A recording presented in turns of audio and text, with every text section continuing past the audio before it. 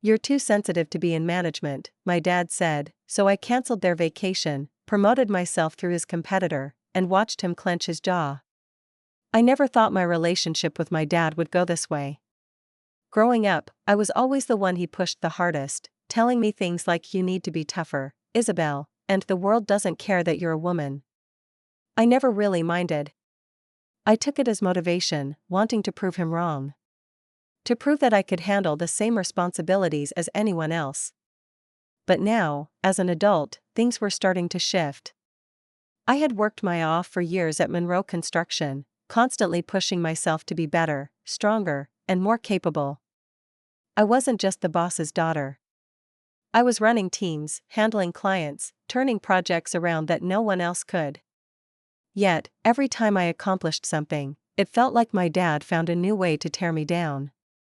It had started with small things at first, comments about how I was too soft when dealing with employees, or how I needed to harden up when facing clients. But last week, it all came to a head.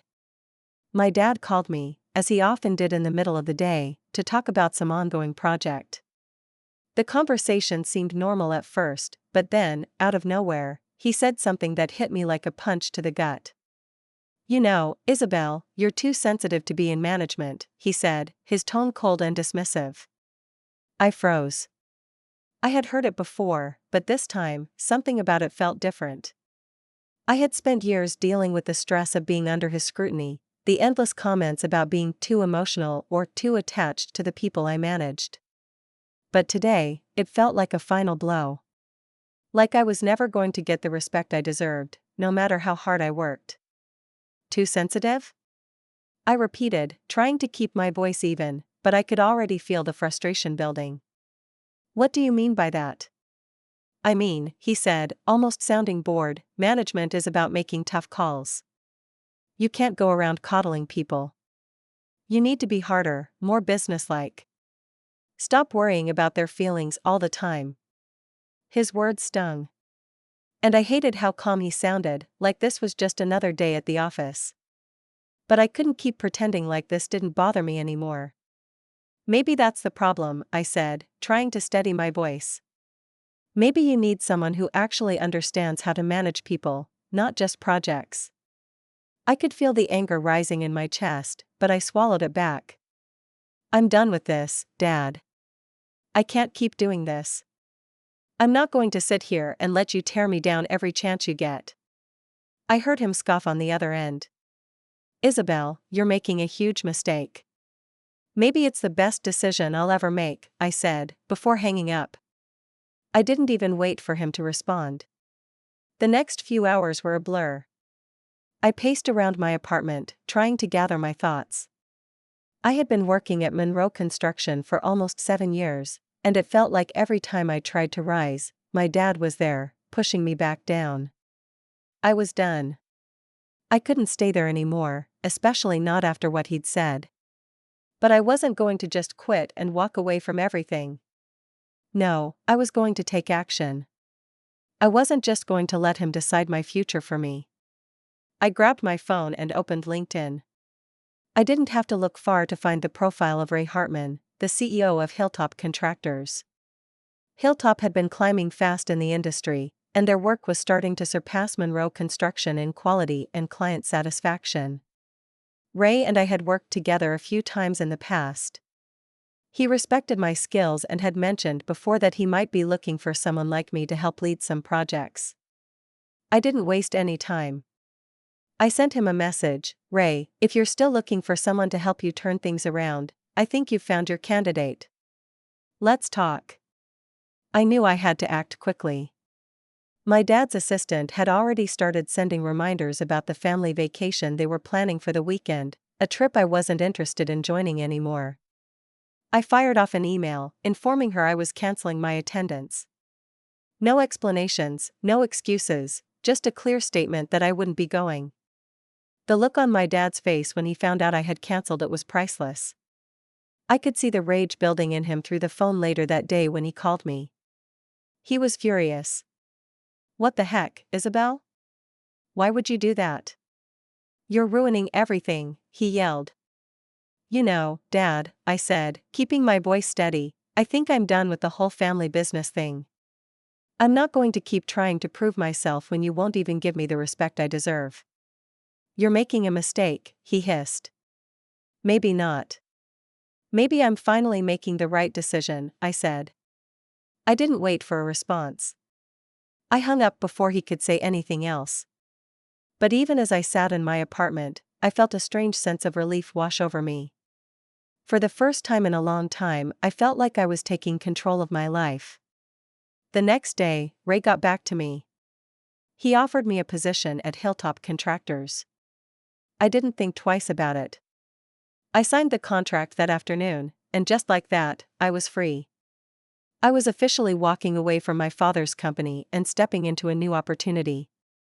The hardest part, though, was telling my dad. I didn't want to make it worse, but I couldn't lie either. The tension in the air was palpable when I sat down to speak with him. He was furious, obviously. But he wasn't just angry, he was disappointed, hurt, and maybe even a little afraid. "You're making a huge mistake, Isabel," he said again, his voice tight with anger. "I don't think I am," I replied, trying to keep my tone as neutral as possible. "But I can't keep doing this, Dad.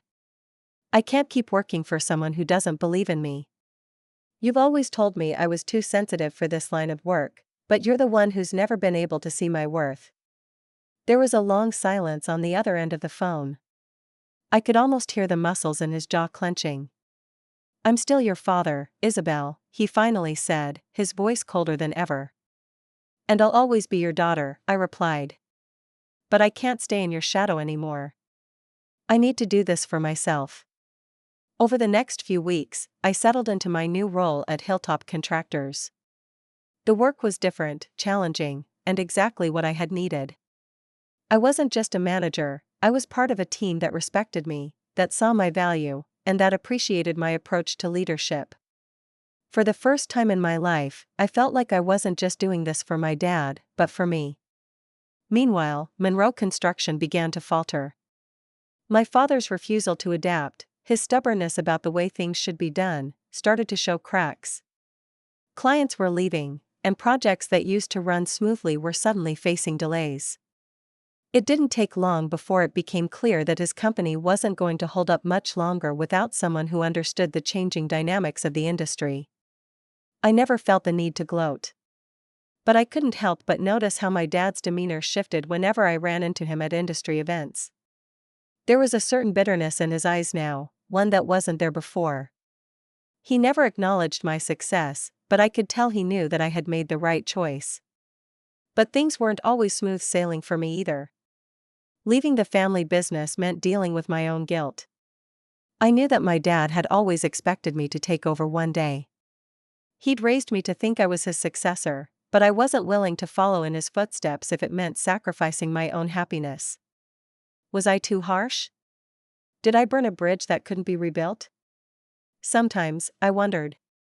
But then, I'd remember how he had treated me, how he'd never believed in my potential, and I knew deep down that leaving was the best decision I had ever made. I spent the next few months proving myself at Hilltop Contractors. The shift in my role had been both challenging and exhilarating. Ray Hartman, the CEO of Hilltop, turned out to be everything I had hoped for. He was exactly the kind of leader I had needed to work with all these years. Unlike my father, Ray was collaborative, insightful, and, most importantly, he trusted me. Every day at Hilltop felt like a fresh start, like a chance to finally build something meaningful on my own terms. But as my career soared, the personal toll began to sink in. I started to notice the emotional weight of cutting ties with my dad. We didn't speak much anymore, even though we'd been close once. I wasn't naive enough to think that breaking away from his company wouldn't have consequences, but at the same time, I knew I couldn't let his rigid view of the world control me any longer. I tried to reach out a few times, mainly to check in and maybe to ease the tension. But every time I called, the conversations felt strained. My dad's voice was colder, more distant. When he did speak to me, it was always about the business, never about how I was doing. It was always about what I could have done differently. "Isabel, I didn't want you to leave. This is just the way the world works, he told me one night, his voice as sharp as ever. You can't let emotions cloud your judgment in this industry. I bit back a sigh. Always the same line. I tried to explain to him that it wasn't about emotions, it was about respect. But that argument never seemed to reach him. I'm doing fine, Dad, I said, trying to keep things neutral. I'm in a good place. I'm just moving forward. He didn't say anything for a long time. Then he muttered, just don't expect me to be proud of you. I nodded, even though he couldn't see it. I'm not doing this for your approval, Dad. I'm doing this for me. The call ended abruptly, just as most of our conversations did. It was always the same pattern. He would get upset, I would stand my ground, and then we'd hang up feeling further apart. It was like we were on two different planes of existence, unable to meet in the middle. I tried not to let it affect me. I knew that my decision wasn't a mistake. But every time I saw a photo of us as a family, or when I caught myself reflecting on how my father had taught me everything I knew, a part of me felt guilty. I wasn't just walking away from a company, I was walking away from the man who had raised me. And I didn't think it would hit me the way it did. Hilltop Contractors, on the other hand, was thriving. We had secured some major contracts, and I was given more responsibility as the months passed. Ray's trust in me grew, and my confidence followed. I began to build a team that was cohesive, supportive, and dedicated. We worked long hours, but we were all driven by a common goal: to make Hilltop Contractors the best in the business. And somehow, in the process, I realized that I was actually starting to enjoy the work again. For so long, I had been bogged down by the weight of my father's expectations, his harsh criticisms. But now, I felt like I was finally working for something I believed in. I wasn't just ticking off boxes, I was innovating, creating, leading, and being recognized for it. There was a particular project that changed everything for me. Hilltop had bid on a huge construction project for a large residential complex just outside of Charleston, a project that could catapult the company to new heights. Everyone in the company knew this was going to be a major deal, and when Ray asked me to head the team for the proposal, I didn't hesitate for a second. The project was competitive, and there were some big players in the field vying for it, including Monroe Construction.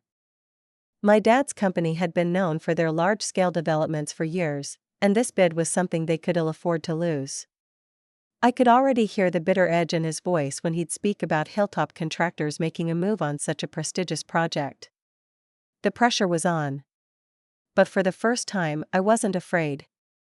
I put together a proposal that would knock the client's socks off. My team worked day and night, analyzing the project's needs, anticipating potential problems, and offering innovative solutions that no one else had thought of. It was a reflection of everything I had learned over the years, everything I had been denied in my own company. And when the client chose Hilltop, I felt something shift in me. It wasn't just about the victory, it was the feeling of finally being recognized for my worth. Not as Alex Monroe's daughter, not as a backup plan for someone else's failing business, but as a professional in my own right. Of course, Monroe Construction wasn't blind to the fact that we had won the bid.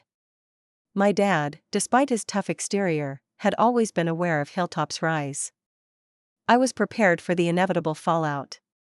I had heard rumors that Monroe Construction had begun laying off employees, restructuring their teams, and cutting costs to try and compensate for the loss. The tension in my family was palpable, even if it was mostly one-sided. It wasn't long before my dad reached out again, asking for a meeting. I agreed, but I went into it knowing that whatever was said, I wasn't going to change my mind. I was past the point of hoping for reconciliation, past the point of pretending things could go back to how they were. When we sat down across from each other, there was a strange, unspoken tension in the room. My dad's jaw was clenched, his eyes hard. For the first time, I saw him as vulnerable. It wasn't just a father who was angry, it was a man who was afraid of losing control. "I see you're doing well," he said stiffly, his gaze never meeting mine. I nodded. "Yes. I'm doing more than just well, actually. I'm thriving. Hilltop Contractors is in a great place right now." He gave a humorless laugh. I thought you'd come crawling back to me. I guess I was wrong. I met his eyes, holding my ground. I didn't leave because I was looking for something else, Dad. I left because I was never going to be given the chance to prove myself on my own terms. You never saw me for who I truly am. I'm not just your employee. I'm not just your daughter. I'm more than that. He didn't respond right away. The silence stretched on, and for a moment, I thought he might actually understand. But then, he leaned back in his chair, and the coldness returned to his eyes. I don't believe in the way you do things. But I guess that's your decision, Isabel. I didn't know if he was trying to save face, or if he truly believed I had made a mistake. But it didn't matter. I had already made my peace with the fact that we would never see eye to eye. The next few weeks were filled with meetings and phone calls, trying to keep Hilltop's momentum going while watching Monroe Construction struggle to keep up. My father's company was crumbling, and despite the bitterness I felt, a part of me couldn't help but feel a little sad for him. I hadn't wished this for him. I didn't want him to lose everything. But at the same time, I couldn't ignore the fact that I had finally found my place in the world. I had done it on my own, without his approval, without his shadow hanging over me. And that, in itself, was worth more than any victory he could have given me. The tension between my father and I continued to build over the next few months.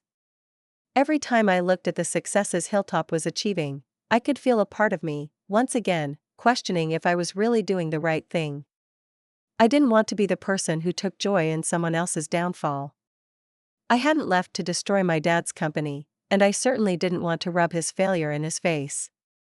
But every time he called, every time he tried to subtly undermine me or my choices, something inside me snapped. My dad wasn't the type to offer any kind of apology or acknowledgement. In fact, the more I succeeded at Hilltop, the angrier he seemed to get. His calls were less frequent, but the ones that did come were filled with thinly veiled bitterness and disappointment. You think you can keep running away from this, Isabel? It's not going to last. Hilltop won't save you forever, he told me once, his voice barely masking the frustration. I didn't respond. What was there to say? I didn't need to defend my decisions to him anymore. It wasn't about him anymore. It was about me and my own growth, even if he couldn't see that.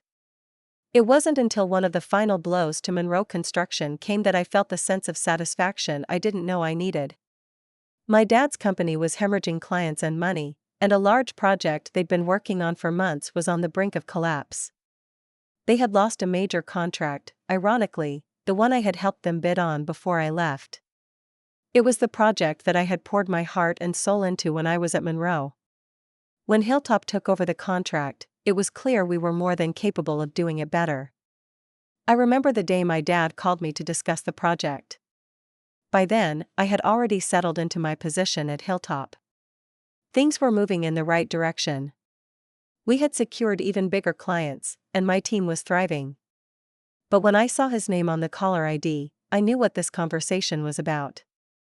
I see you took over the project, he said, his voice tight with suppressed rage. Yeah, Hilltop took over, I replied, keeping my voice even. We made a good offer. They were interested in our innovative approach, which I think is what sealed the deal. Don't give me that nonsense, Isabel, he spat. You know you're taking what's mine. You know I built this business, and you're doing everything you can to run me into the ground. How can you live with yourself? I felt the weight of his words, but there was no anger behind my response, just truth. You never believed in me, Dad. You never saw me for who I really am. All I've done is try to make the best decisions for me, for my career. If that hurts you, I'm sorry. But I'm not sorry for doing what's best for me. There was a long silence. And for the first time in our relationship, I didn't feel like I had to keep justifying myself to him. I had done what I needed to do to survive. And I didn't need his approval anymore. You've ruined everything, Isabel, he finally muttered. You've made your choices. Just don't expect me to respect them. I don't expect anything from you anymore, I said quietly. I've made my peace with it. And with that, I hung up. The final blow came when Monroe Construction officially filed for bankruptcy. My dad's company had been losing too many clients, and they couldn't recover. The company was sold off in parts to various competitors, with Hilltop contractors swooping in to acquire several of Monroe's most promising assets. Ironically, my dad's own business was being taken over by the very company I had joined. When I heard about the sale, I didn't feel satisfaction. It was as if something had clicked into place. My dad had been the one who always told me to toughen up, to stop being emotional, but in the end, his refusal to change, to adapt, had destroyed everything he had built. And the most bitter part of it all was that he had never once taken responsibility for his actions. Ray Hartman and I discussed the acquisition quietly in my office one afternoon. It was a huge deal for Hilltop, and my role in the transition made me proud. Still, there was something hollow about it. It wasn't the victory I thought it would be. It was just business.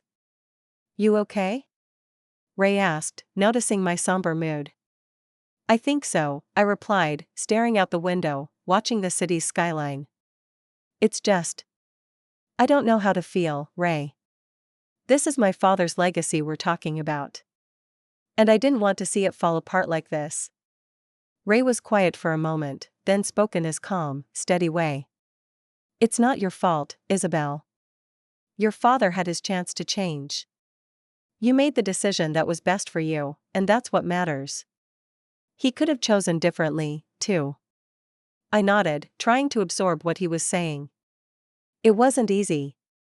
I had lived in the shadow of my father's expectations for so long that it was hard to break free from them. But Ray was right. My father had his opportunities. I had made mine. And now, I had to focus on what I had built, not what he had lost. Months passed, and as Hilltop Contractors expanded, my career soared. I was promoted to Chief Operating Officer, overseeing new initiatives and global projects. My father's company, on the other hand, was a distant memory. I never spoke to him again after the bankruptcy was finalized. The silence between us remained unbroken. One day, as I was leaving the office, I bumped into an old acquaintance from Monroe Construction. We exchanged pleasantries, and I could tell that things weren't going well for anyone who had stayed. It was a bittersweet reminder that my decision to leave was the right one. But I never rubbed it in anyone's face. I didn't have to. The satisfaction of watching my father's company crumble wasn't about cruelty or revenge, it was about proving to myself that I could succeed on my own terms. I wasn't defined by his expectations. I wasn't his puppet. I was Isabel Monroe, capable of standing tall and thriving without his approval.